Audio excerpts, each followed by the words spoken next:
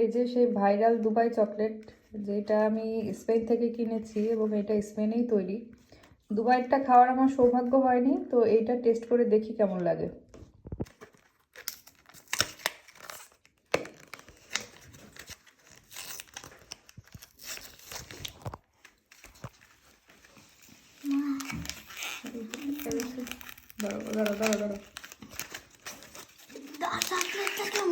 আচ্ছা, এটার ভিতরের প্যাকেজিংটা ঠিক এইরকম। এবার এটা খুলে দেখি। আচ্ছা, এটার দাম বলে নি, এটা হচ্ছে 4 ইউরো নিছে, মানে বাংলাদেশি টাকার প্রায় 500 টাকার মতো। ও ও আচ্ছা, এটা দেখতে এইরকম। আচ্ছা, এবার এটা একটুখানি ভেঙে দেখি, দাঁড়াও মা। খাবো একটা দাম আমাকে। কালারটা একটু অন্যরকম, আমি যেটা ভিডিওতে দেখি ঠিক সেরকম না। এবার টেস্ট করে দেখি।